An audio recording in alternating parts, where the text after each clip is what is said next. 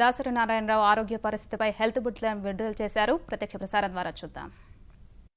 2-3 రోజుల్లో మనం బాగా కోలుకునేదానికి ఆస్కారం ఉంది. ఇది చాలా సెన్సిటివ్ ఇష్యూ. ఇంతకు మించి ఏం అడగండి నన్ను.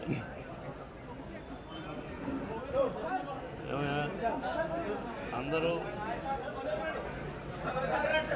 డాక్టర్ని బయటకు తోసి నిలారానే డాక్టర్ గారు ఉన్నారు కదా.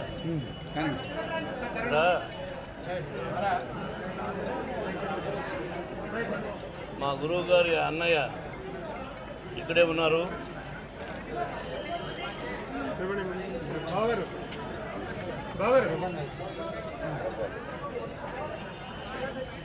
ప్రభు కూడా ఇక్కడే ఉన్నాడు.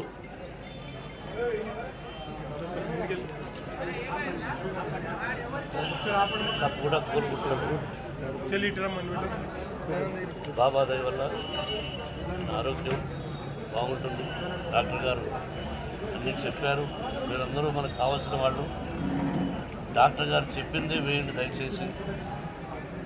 మీరందరూ ఆయనకు, నాకు, మా కుటుంబానికి కావాల్సిన ఆయన ఆరోగ్యం బాగుండాలని మీరందరూ దేవుని ప్రార్థించండి. సినిమా పరిశ్రమకు గొప్ప వ్యక్తి ఆయన. 100 సంవత్సరాలు క్షేమంగా ఉండాలని ఉంటారని కోరుకుంటున్నాను.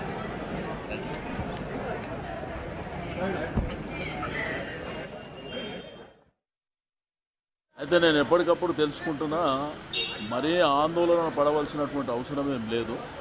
దాసరి నారాయణరావు గారికి కొన్ని వేలాది మంది అభిమానుల వారి యొక్క దీవెనలు, వాళ్ళ అభిమానము వారికి ఉంది. వారికి ఏం కాదు. పేదవాడి నుంచి పెద్దవాడి వరకు ఇండస్ట్రీకి సంబంధించినటువంటి ప్రతి వ్యక్తికి ఒక తండ్రి లాంటి వాడు. ఇక్కడంతా హడావుడిగా అనిపిస్తుంది, కానీ అంత హడావుడి పడవలసినటువంటి అవసరం అయితే ఏం లేదు. 6 o'clock తర్వాత వాళ్ళు బులెటిన్ కూడా రిలీజ్ చేస్తారు. టెన్షన్ ఏం లేదని చెప్పి నేను ఈ సందర్భంగా తెలియజేస్తాను.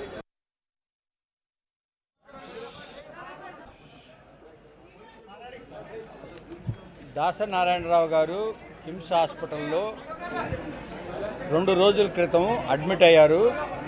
అడ్మిట్ అయినప్పుడు పరీక్షలు చేస్తే అన్నవాహిక రప్చర్ అయింది.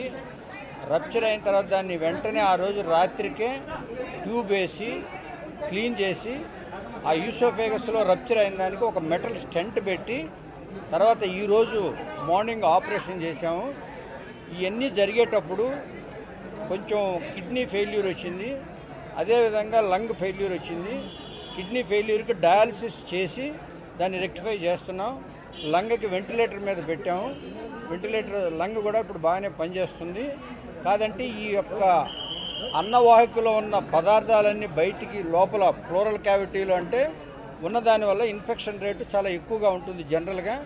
ఆ ఇన్ఫెక్షన్ని కంట్రోల్ చేసేదానికి ఈ ప్రయత్నాలన్నీ చేస్తున్నాం. ఇప్పుడైతే చాలా మంచిగా ఉన్నారు. ఏదైనా కూడా ఒక 2-3 రోజుల్లో మనం బాగా కోలుకునేదానికి ఆస్కారం ఉంది. ఇది చాలా సెన్సిటివ్ ఇష్యూ. ఇంతకు మించి ఏం అడగండి నన్ను.